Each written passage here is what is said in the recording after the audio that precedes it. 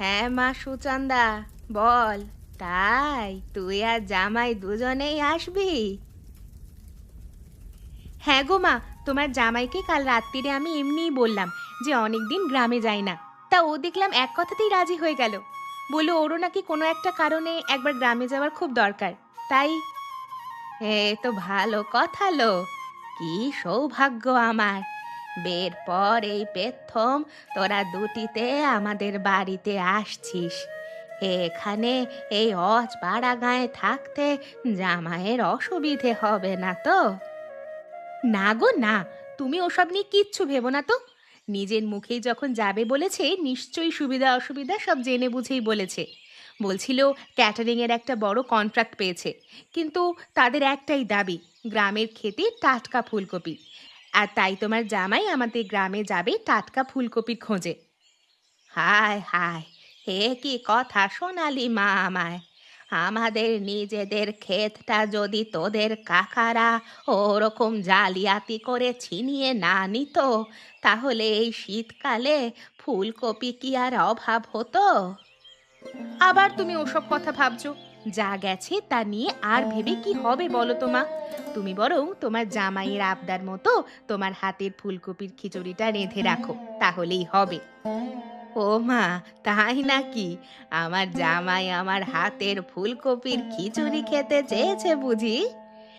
তাহলে আর বলছি কি, তার আবদার শীতকালেই শ্বশুরবাড়ি যখন যাচ্ছি শাশুড়ির হাতের ফুলকপির খিচুড়ি তার চাই চাই। সেই অষ্টমঙ্গলায় গিয়ে তুমি খাইয়েছিলে, তেনার নাকি সেই স্বাদ এখনো মুখে লেগে আছে। তোরা কবে আসছিস সেইটে তো বলবি। কবে কি গো, কাল সকাল সকাল পৌঁছে যাব। ভোরবেলা গাড়ি নিয়ে বেরোলে ওখানে যেতে লাগবে তো মোটে 3 ঘন্টা মা। আচ্ছা আচ্ছা, তাই আয়। আমি সব ব্যবস্থা করে রাখবো এখন। আর জামাইকে বলিস চিন্তা না করতে। আমাদের ক্ষেত নেই তো কি হয়েছে, গ্রামে মেলা লোকের ক্ষেতে এই ধামসা ধামসা ফুলকপি ফুটে আছে। জামাই তাদের সঙ্গে কথা বললে তারা বিক্রি করার জন্য সব হতে দিয়ে পড়ে আছে।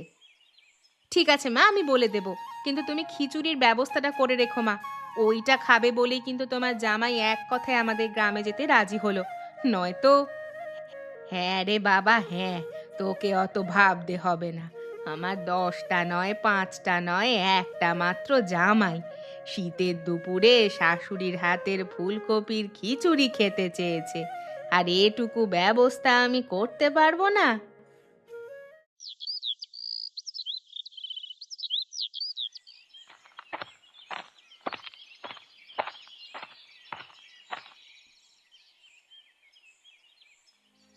আলো মোলো যা!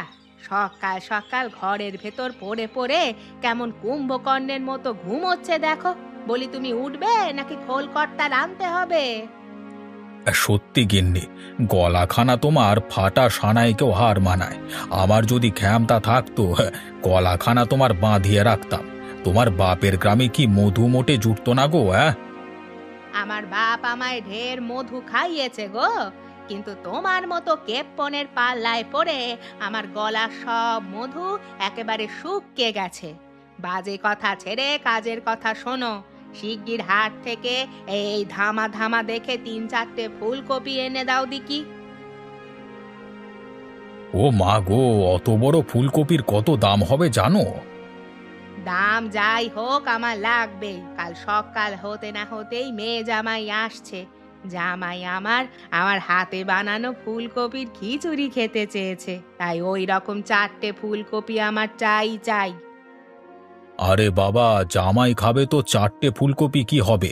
অর্ধেক নিয়ে আসছি, অতি কাজ চালাও। খবরদার, খবরদার যদি তুমি কেপ্পনগিরি করেছো। বলি জামাইয়ের সঙ্গে তো আমাদের মেয়েটাও আসছে নাকি?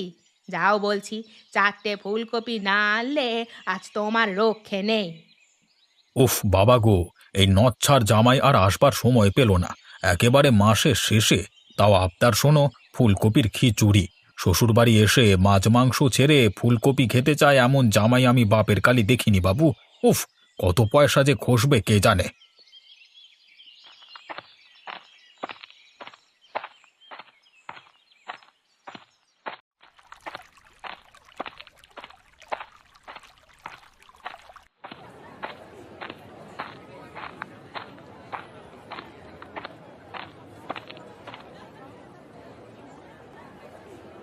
এই যে ফেলা, তা বাবা ফুলকপি কত করে যাচ্ছে আজকে?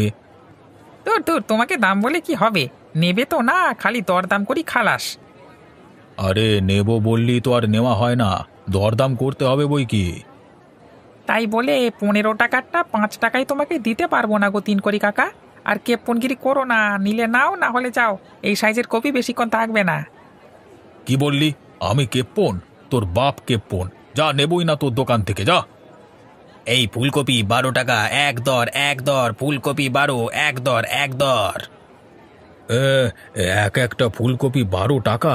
মানে চারটে কিনলে 4 12 হলো কি ওরে বাবা, 50 টাকার ধাক্কা। না না, আর কিছুক্ষণ অপেক্ষা করি, দেখি দরদামটা যদি কমে একটু। ও তিন করি দা, কিছু নেবে নাকি? দাঁড়াও বাপু, দামটা একটু পড়ুক। এখন তো গলা কাটা দাম। জামাই আসছে বলে হাত পা পেট পর্যন্ত কাটাতে পারে, কিন্তু গলা কাটতে পারবে না। আরে আর দাম কমবে না, বেলা তো গড়িয়ে এলো। এবার তো পাত্তারি গোটাবো নাকি? সে কি রে, আর কমবে না? এই মান্ডিগন্ডার বাজারে 50 টাকার যদি ফুলকপি খেতে হয় তাহলে তো খাসির মাংস 800 টাকা, মুরগি 300 টাকা, সেখানে ফুলকপি মাত্র 12 টাকা, শুনি তুমি অমন করছো? আরে খাসি মুরগি হলে না হয় তবু চোখে দেখার শখ হতো, ফুলকপির জন্য তো সেই শখটাও নেই। নেহাত জামাই বলেছে তাই, না হলে কি আর মরতে এত দাম দিয়ে এখান থেকে ফুলকপি কিনতে আসতাম? 5 টাকা করে যদি হয় তাহলে বল। হ্যাঁ, 5 টাকার কপি? সে তো কপি ধ্বজ নিয়ে যখন অর্জুন মহাভারতের যুগে বাজার করতে আসতো, সেও পেত না তিন করিদা। অর্জুন পেত কিনা জানি না, তবে আমি আজকে 5 টাকার বেশি এই ফুলকপির জন্য একটা টাকাও বেশি দেব না। নিতে হয় দে, না হলে ছাড়। আরে হবে না হবে না, ওই যে পচা ঝরা ফুলকপিগুলো দেখছো, ওগুলোর পার পিস 10 টাকায় বেচছি, আর তুমি বলছো? আচ্ছা ঠিক আছে, আমাকে ওগুলোই দে। কিন্তু ওগুলো আমি কমসে কম 8 টাকার নিচে কিছুতেই ছাড়তে পারবো না গো। এরকম করিস না ভাই, পচা ধসা মালের জন্য কি কেউ 8 টাকা নেয় তুই বল? হ্যাঁ নেয় গো, এক্ষুনি গোয়ালা আসবে, গরুকে সিজন সবজি খাওয়াবে বলে সব নিয়ে চলে যাবে, বুঝলে? তুইও গরুগুলোকে খাওয়াবি? বলি, কোয়ালার গরু তোর কাছে আগে হলো না আমার জামাই?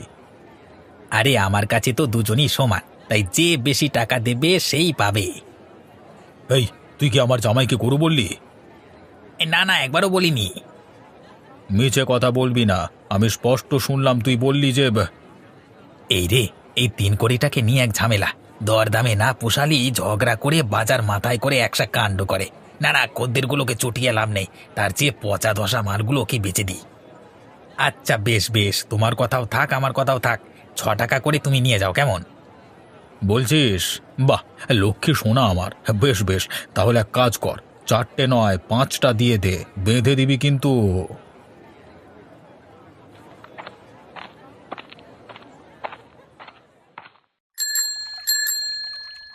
পাঁচু, আরে এই পাঁচু, কোন দিকে যাচ্ছিস রে?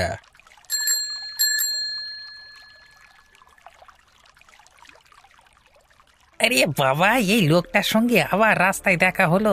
এবার একে বিনা পয়সায় টেনে নিয়ে যেতে হবে নিশ্চয়ই। ও, ঢের ঢের কেপন দেখেছি, এর মতো বাপে জমে দেখিনি। আহ, বলো তিন করিদা। তুই কি আমার বাড়ির ওদিকেই যাচ্ছিস? না গো, আমি তো দক্ষিণ পাড়ার দিকে যাচ্ছিলাম। ওই হলো, দক্ষিণ পাড়ার দিকেই তো আমার বাড়ি রে, ভুলে গেলি নাকি?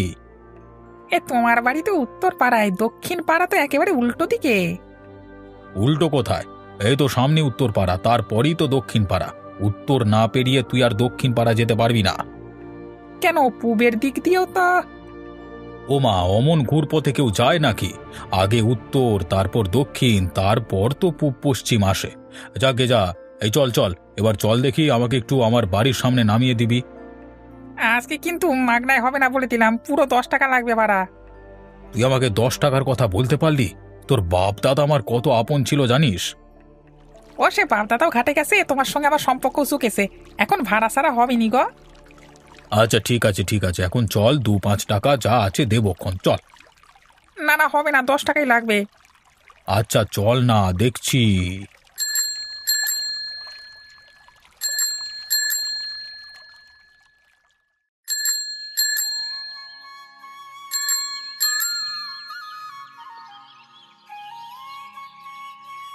গিন্নি, ও আরে ও গিন্নি, কোথায় গেলে? আরে কপিগুলো নিয়ে যাও দেখি। আর দেখো তোমার ধামা ধামা সাইজ হলো কি না। কই এনেছো? ও মা গো, এ তো এক একটা কুমড়োর মতো ধামা ধামা। দেখি দেখি।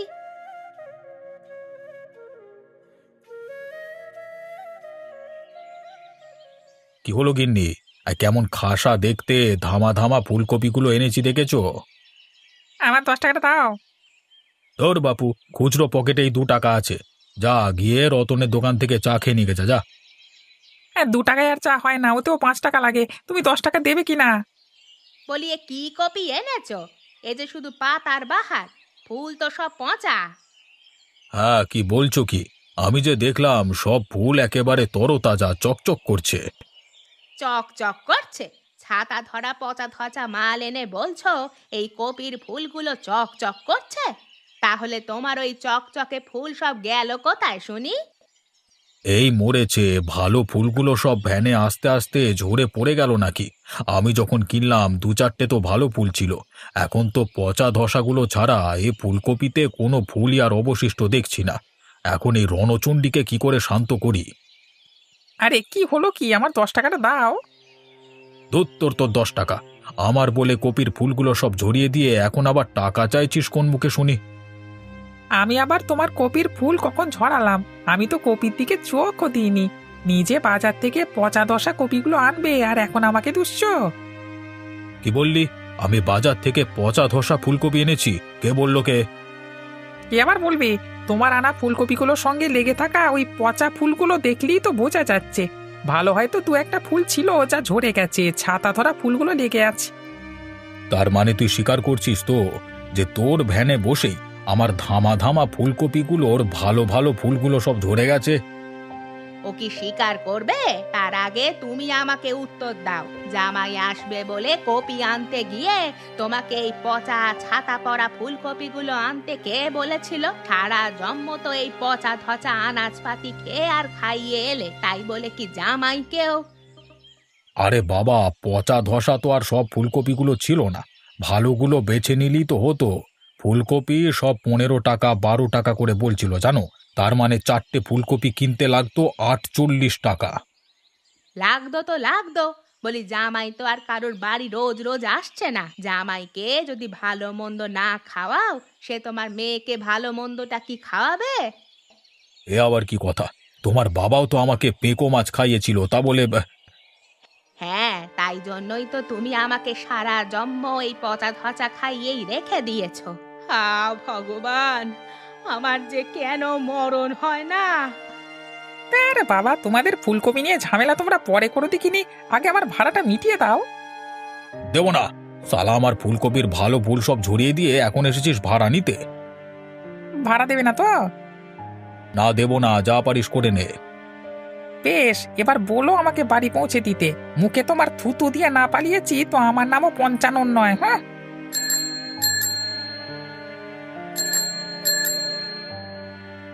আহা, কাঁদছো কেন? যা এনেছি তাই দিয়েই পারবো না, জামাইয়ের মুখে এই পচা ধচা কপি আমি কিছুতেই তুলে দিতে পারবো না। তুমি যেখান থেকে পারো ফুলকপি নিয়ে এসো, নয়তো আজ সারা দিন বাড়িতে উনুন জ্বলবে না, এই আমি বলে দিচ্ছি। এই দেখো, এখন কপি আবার কোত্থেকে পাবো? হাটও তো বন্ধ হয়ে গেছে এতক্ষণে।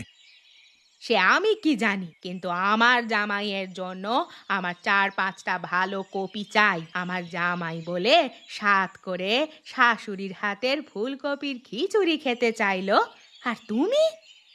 আর তোমার জামাইয়ের কথা বলো না। সালার খিচুড়ির জোগাড় করতে গিয়ে আমার জীবনটাই জগা খিচুড়ি করে দিল। ওই যা পেয়েছি তাই দিয়ে কাজ করবে, যাও যাও। খবরদার, আজ যদি তুমি ভালো কপি নিয়ে বাড়ি না ঢুকেছো, তাহলে আজ তোমার একদিন কি আমার একদিন। যাও বলছি, এক্ষুনি এই পচা কপিগুলোকে দূর করে আমার জামাইয়ের জন্য টাটকা বড় দেখে ফুলকপি নিয়ে আসবে। তাও একটা দুটো নয়, 4-4টে। সব বোনাস করেছে। এখন এই রণচণ্ডী যে ফুলকপি ছাড়া শান্ত হওয়ার নয় দেখছি। কিন্তু এখন আমি এতগুলো কপি পাই থেকে, কি কুক্ষণে যে ভ্যানে উঠতে গেলাম, উফ।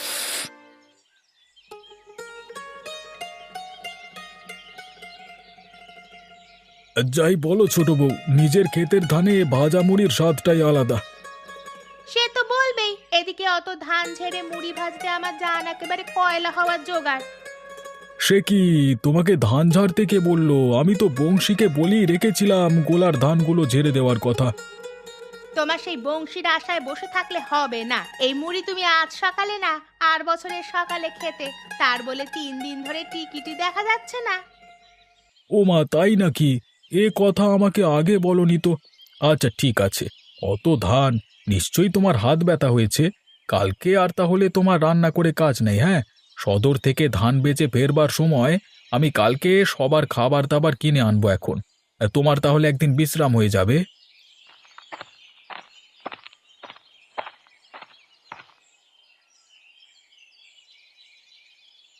বাবা, ও বাবা, পোকায় আমাদের ক্ষেতে সব কপি তুলে নিয়ে যাচ্ছে গো। ধর বোকা, পোকা আবার কপি তুলে নিয়ে যেতে পারে নাকি? আচ্ছা, কালকে আমি ওষুধ দিয়ে দেবো ক্ষণ। না বাবা, এ পোকা সে পোকা নয়, এ হলো জ্যাঠা পোকা। বললো বাপকে গিয়ে বল খেতে পোকা ঢুকেছে। কি বললি? জ্যাঠা পোকা? এ পোকা আবার কথাও কইলো? তার মানে তো চল তো দেখি।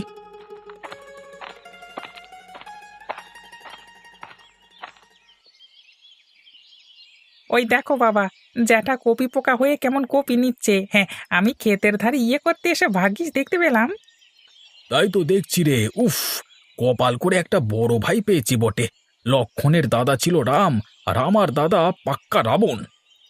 রাবণও কি জ্যাঠার মতো কেপ্পন ছিল বাবা? এই তুই থাম তো দাদা। আরে ও দাদা, এই পালাচ্ছে পালাচ্ছে, আমার স্বাদের ফুলকপি চুরি করে পালাচ্ছে। ওরে বংশী, মদন, পোঁচা, কে কোথায় আছিস? তোরা কি সব নাকে তেল দিয়ে ঘুমাচ্ছিস নাকি? আরে দেখ দেখ, দিনে দুপুরে আমার ফুলকপির ক্ষেত থেকে ডাকাতি করে নিয়ে যাচ্ছে রে। এই ছাড় ছাড় বলছি, নইলে কিন্তু। কিন্তু কি দাদা, আমার ক্ষেতের ফুলকপি চুরি করতে গিয়ে ধরা পড়ে আবার গলার আওয়াজ বের করছো? ওনার ক্ষেত বলতে লজ্জা করে না? আমার থেকে জালিয়াতি করে জমিটা হাতিয়ে নিয়ে এখন। একদম বাজে কথা বলবে না। তোমার কেপ্পনগিরির জ্বালায় অতিষ্ঠ হয়েই আমি আমার জমি তোমার জমি একেবারে আইন মোতাবেক ভাগাভাগি করে নিয়েছি। তুমি তো জমিতে চাষ করবার নামেও পোকা ধরা পচা বীজ বসাতে, তাই তো আমি। আমার জমিতে আমি পচা বীজ লাগাবো না সুফলা, অত জেনে তোর কি হবে রে? যাও না, নিজের যে জমি আছে তাতেই বসাও না। আমার জমির ফসল চুরি করতে এসেছো কেন? খবরদার, আমাকে চোর বলবি না। আমি একদিন কটা কপি নিলে কি তোর ক্ষতি হয়ে যাবে? হ্যাঁ যাবে। তুমি আমার কপি আমাকে ফেরত দাও।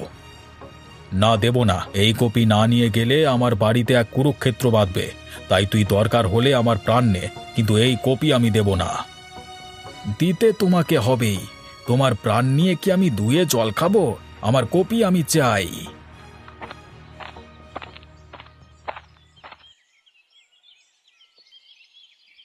ও মা, তোমরা এসব কি করছো? দেখো না বৌদি, দাদা আমার ক্ষেত থেকে কপি চুরি করছিল। খবরদার, নিজের ভাইয়ের ক্ষেত থেকে দাদা নিলে কি চুরি করা হয়?